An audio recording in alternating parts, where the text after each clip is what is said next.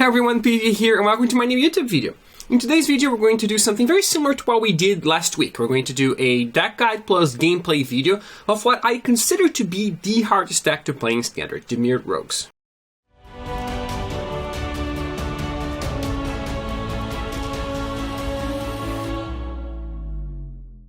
Before we start, I just want to talk to you a little bit about my Patreon. So it's patreon.com/PVDDR, and it's the best way for you to support my videos. So if you like my work and want to support it and you want me to do more videos, make sure you go check it out. You can get some extra perks on top of it. First of all, why Rogues? Right, because I've played Rogues a lot. I've played several tournaments with Rogues. I've written articles on Rogues. I've done videos on Rogues.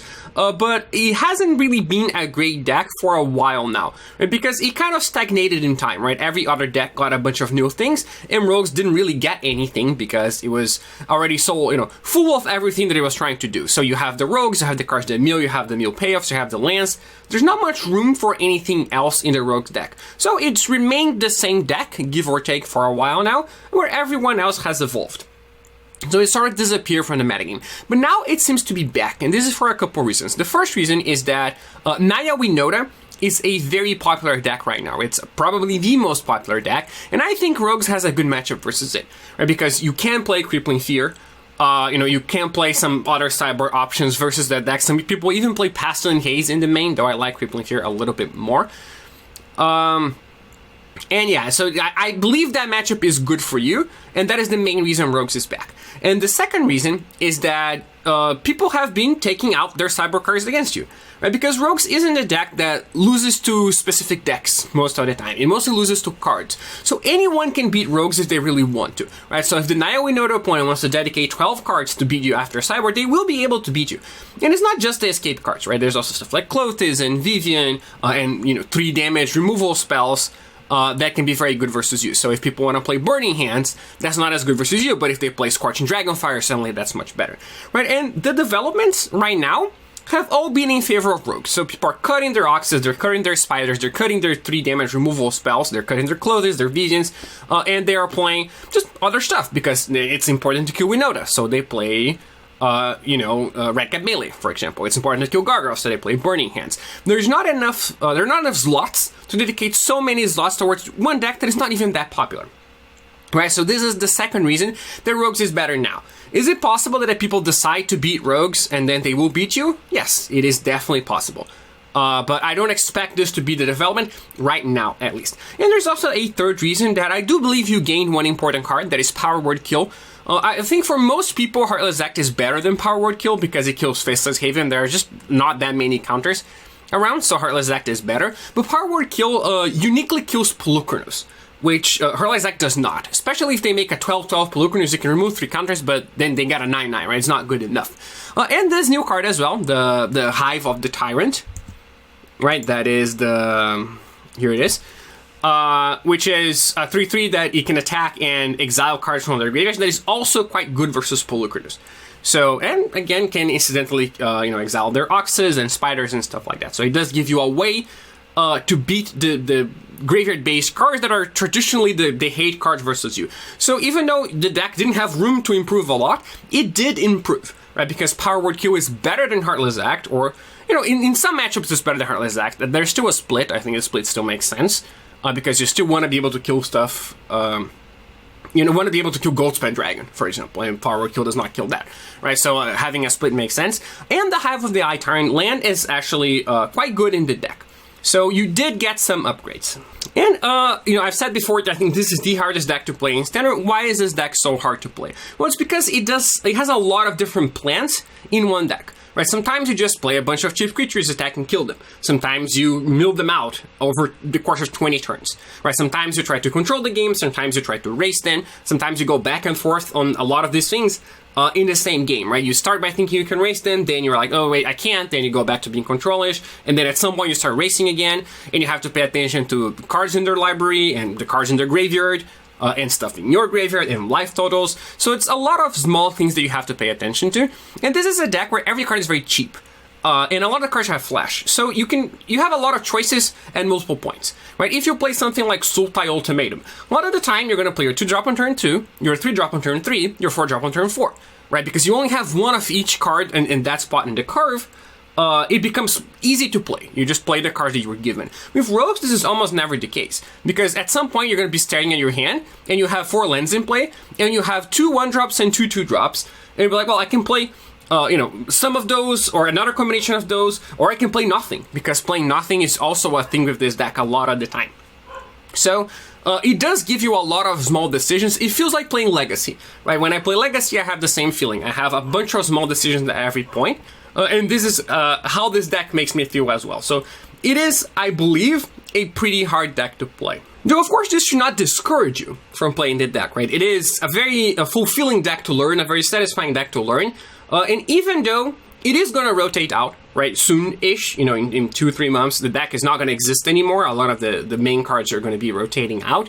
The things that you learn are not specific to this deck necessarily, right? You'll learn how to position yourself in a match, how to be aggressive or how to be defensive, how to pay attention to several resources at once, so that you will become a better Magic player by learning this deck. It's not just about learning this deck if you manage to learn it. So if you were like, well, I want to try this deck out, but I don't know if it will be good enough because in 2 months it's rotating, so I wasted my time.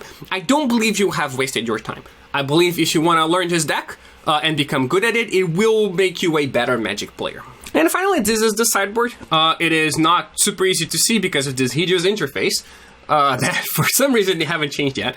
But it is pretty intuitive, I think, what each card is here against. Right, Mystical Dispute and Test of Talent and Skyclave Shade are good versus the control decks. And then Ray of Enfeeblement and Crippling Fear and Low Mage Domination are good versus the creature decks.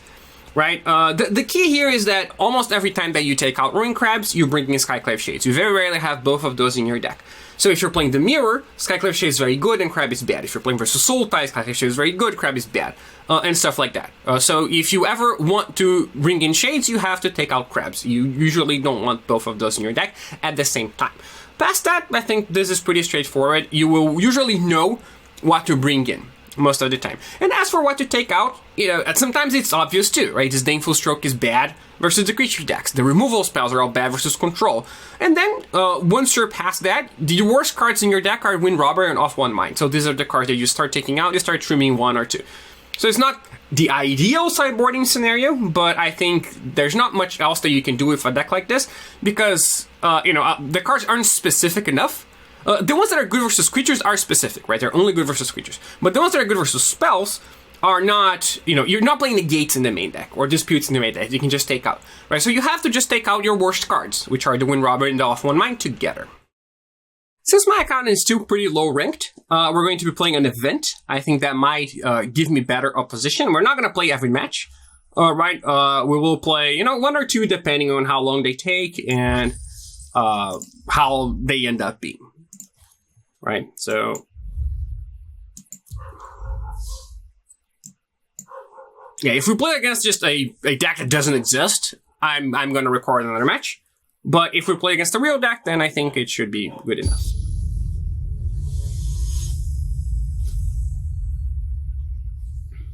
And then at some point, I'll be building up my rank again, and we'll get better position in the ranked games.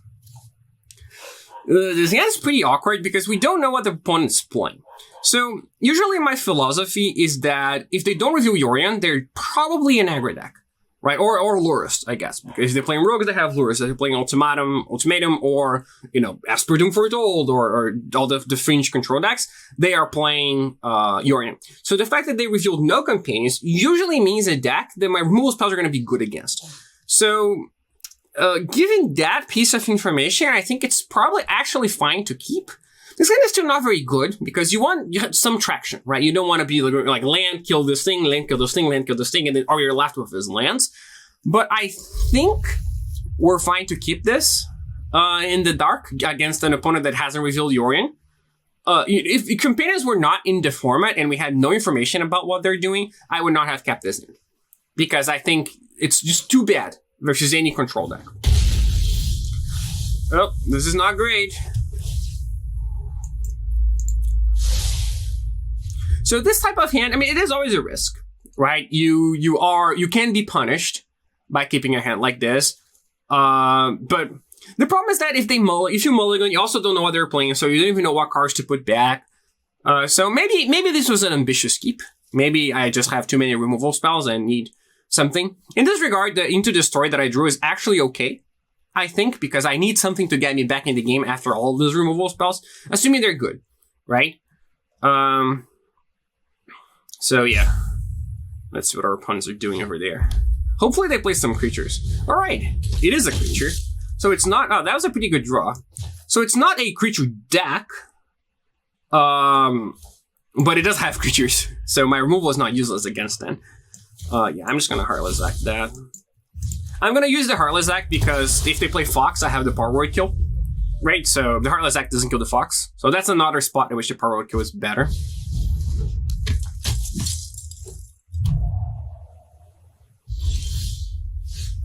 So now I could... Should I just play Thieves Guild and the removal spell? I'm gonna remove this anyway. Right, but I think I want to play this on blue. Or I could just play the tap land and not play the Thieves Guild at all. I think I should probably play the Thieves Guild though.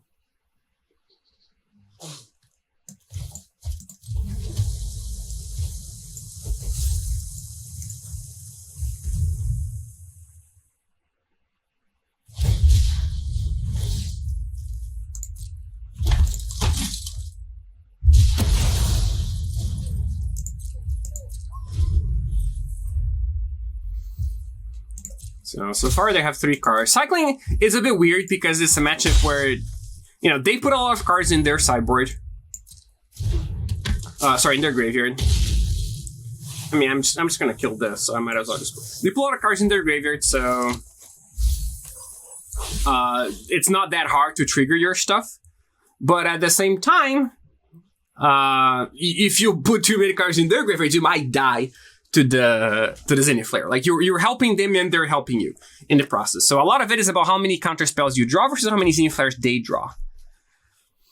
So now, do I want to keep up Drowned Loch? Man, I'm definitely going to Power Word kill this, right? So the question is, do I want to play Agadeem's Awakening untapped, and then I keep up Drowned Loch mana, I take 3 damage, but I can counter another Pyromancer, for example, if they play, or Improbable Alliance. Or I don't do that, and I just play my Triumph. I lean towards playing the Awakening here.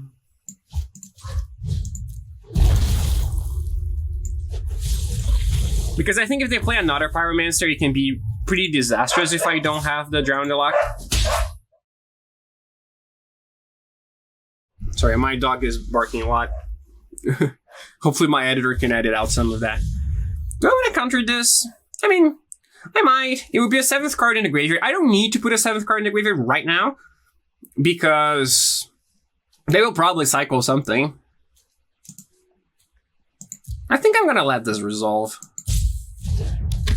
Like, they'll cycle something at the end of the turn, and then I'll be able to play into the story. So that's fine.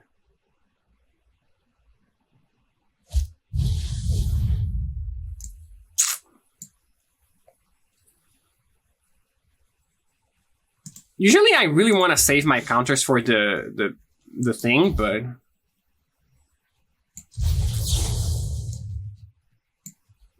For the Zenith Flare, but I think maybe this will be too much.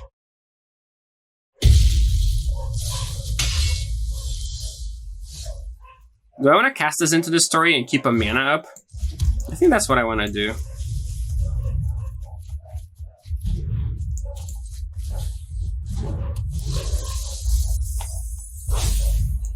I probably don't want to attack. I just want to block.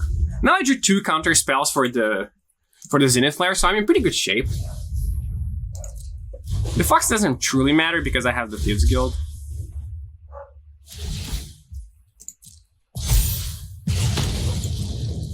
And the Lurrus will give me life down the line.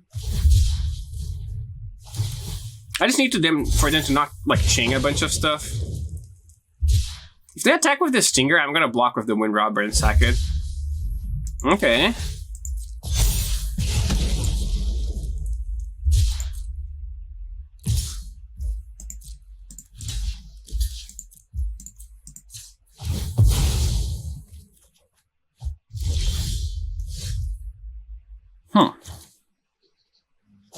So I think I'm gonna mill them out this game, right? So we should start.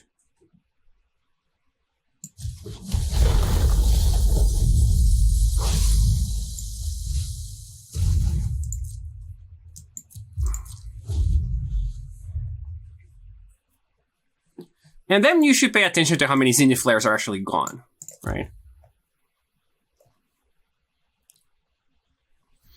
But right now I have 2 counters, so I'm in pretty good shape. I assume the Zenith Flare is going to be lethal very soon if it's not already. Because 1, 2, 3, 4, 5, 6, 7, 8, 9, 10, 11. So it's 11 damage. So it's not lethal yet, but I'll be a 1 if they result in 1. So it's basically lethal at this point. Like, they can just attack with everything and do it if they have it.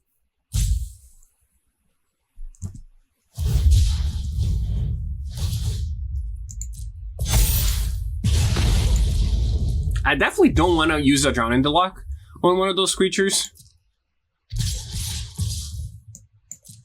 I feel like I'm... Oops, sorry. Other way around. Yeah, I'm okay with this. Like, the Lurrus will give me enough life. That I might want to counter. Like, they draw so many cards off of it. Yeah, I think I should counter it. I don't even have that many removal spells left in my deck, so...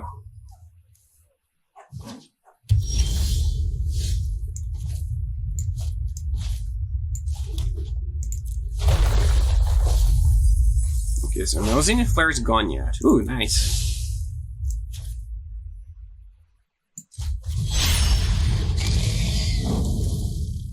I don't have enough black. Oh, I do. I don't need black. Sorry, I have this Disdainful Stroke here, so I can just play this Thieves Gilding Forest and build it a little bit more.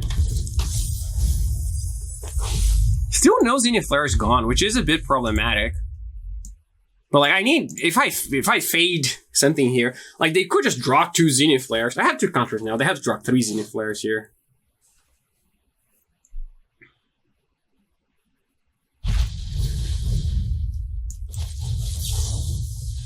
But like their deck is at some point going to be a bunch of Zenith Flares. So, alright, we're playing this.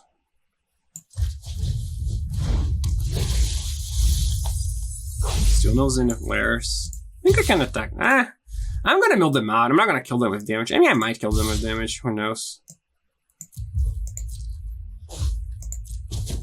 I guess I should have just cycled this. Because if I drew a Soaring Thought-Thief, that might change how I play. Yeah, there's 1 Zenith Flare. So now 2 gone. I need to mill 1 more. Okay. Yeah, I was feeling pretty much in control there. So I didn't really build the sideboard with this deck in mind.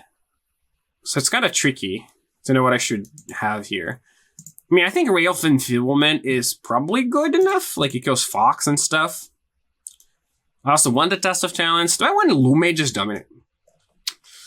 I sort of want a little bit of everything. I don't want Heartless Act, I think, because Fox is the most important one to kill. Then we're going to take 1 off on mine because we can. That's what we do. The question is, do I want Crippling Fear, or Lumage's Domination, or Heartless Act? Like, these are all possible. I think Crippling Fear is good enough. It doesn't kill the 0-4, which is a big problem. Like, maybe I want Heartless Act because of the 0-4 specifically. Mystical Dispute is also not horrible. They have Improbable Alliance and stuff. But, like, the Heartless Act will kill the Pyromancer. But the Crippling Fear is pretty good versus Alliance as well, and just a bunch of token makers. So it's kind of tricky. What do I want?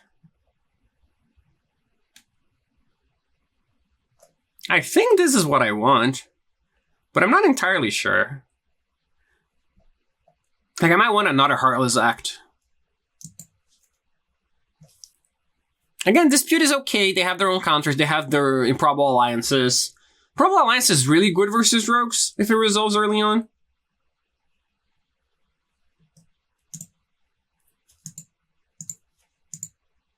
I think I just do something like this. Very scientific. I think this is good. I don't really know how to, because the sideboard and deck are different from the last time I played it, so it's kind of tricky. I wasn't really considering cycling with the sideboard, so I don't have the ins and outs exactly. Let's try this. It can't be too bad, right? Like, if I have no idea what to take out, it has to be that it doesn't truly matter.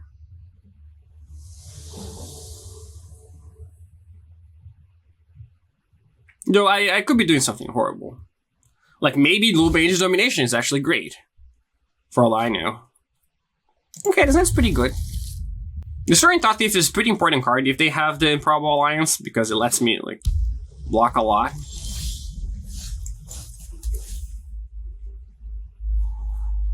I think I want the removal spell. Like, I don't want to have to use my Drown to remove something. So if they just play the 3-1 there, or if they play...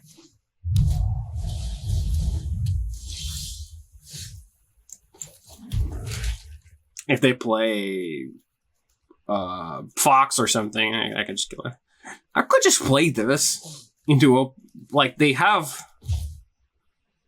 I think I like just playing it. I don't want them to dispute it. I think.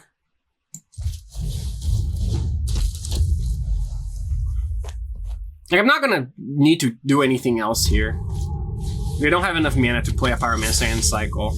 Though, it is awkward to have two Pyromancers. Right, because I was gonna be like, I'll Power Word kill it, but if they go Pyromancer cycling next turn, they get to kill my Thief. Which isn't great.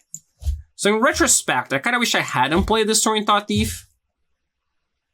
Then I could just kill it and pass this up.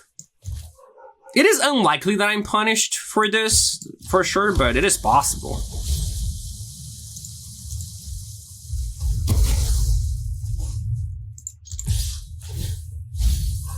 Like, if I am punished, if punishment is very big, I lose my Soaring Thought-Thief. But they need to have exactly land, second untapped land, second Pyromancer, and a 1-mana cycler for it to be a punishment.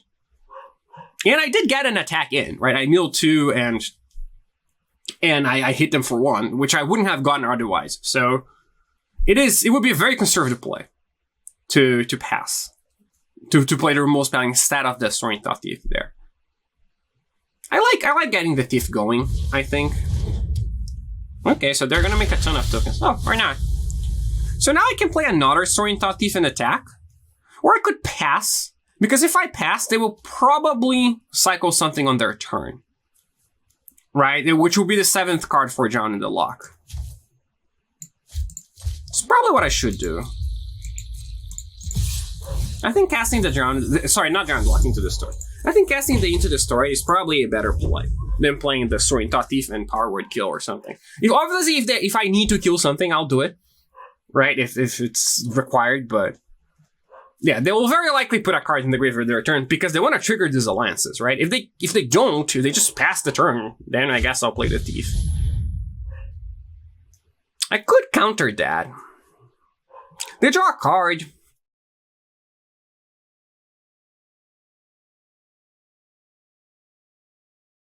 I don't think I want them drawing a card, but I want to keep this Drown. But I think this card is too dangerous. They don't have a lot of cards in hand. I'm gonna counter it. I do have to be super careful about, like, over-milling them. Oh, this is fine, because now they can't cycle.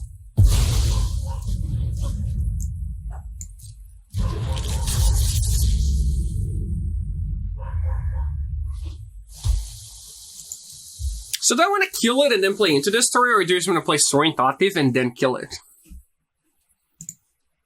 Like, it does attack. I do attack for 6, 6, and 6. So it is 3 turns. But they make a bunch of chump blockers in the meantime. I think I'm just going to go for it.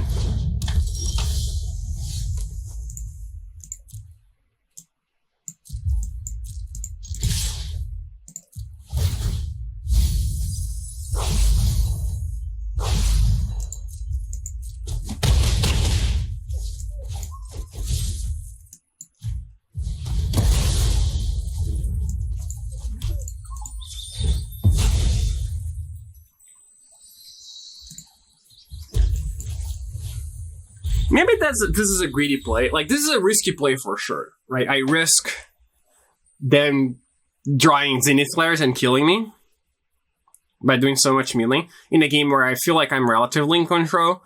So it's possible I should not have done that. It's just I played more conservatively. What did they draw?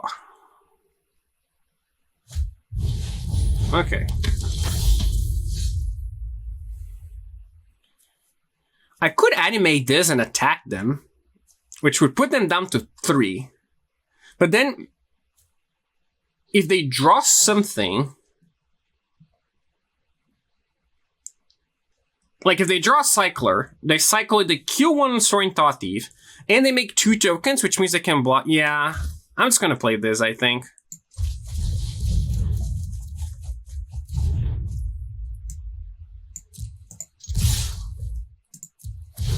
If they don't draw a Cycler, they're dead anyway, right? If they just draw a basic land, they're dead. So do I want to mill them? I don't think I want to mill them more right now. I think I just want to... I want to find an answer to a Zenith Flare before I just go super hard on milling them.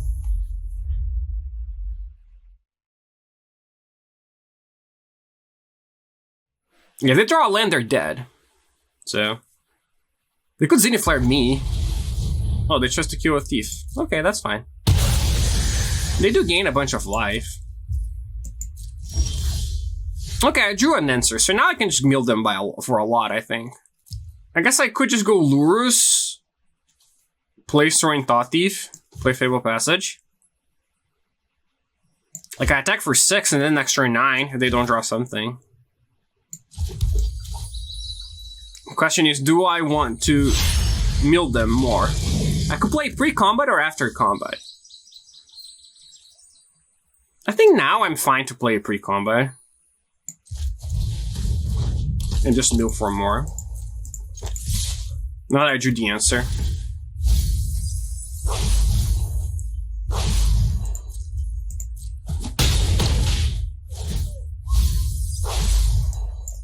I do want to keep 2 mana up, right, in case they do something. Okay, they finally drew a Cycler.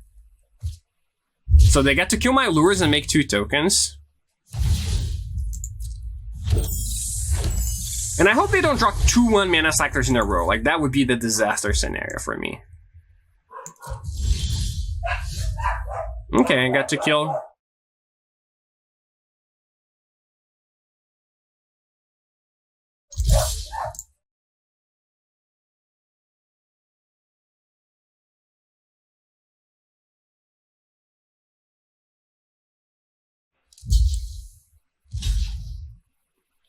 Should probably just sack this.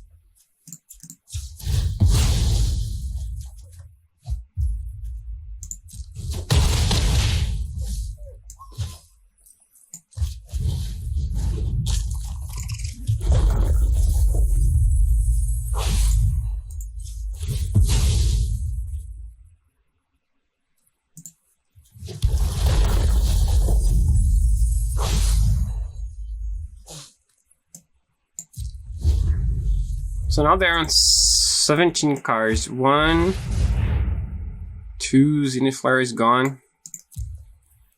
This is pretty annoying. Do I care? I think I do care.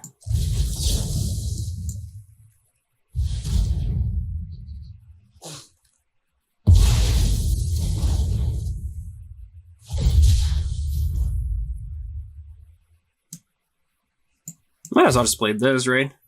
Maybe they draw Dispute.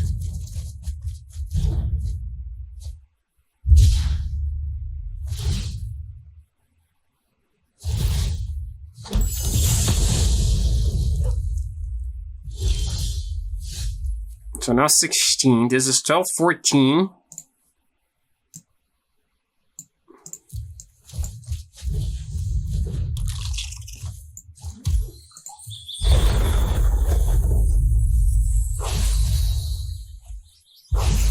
Yeah, I was going to Agadeem's Awakening back the other Soaring Thought-Thief, and that would be 20.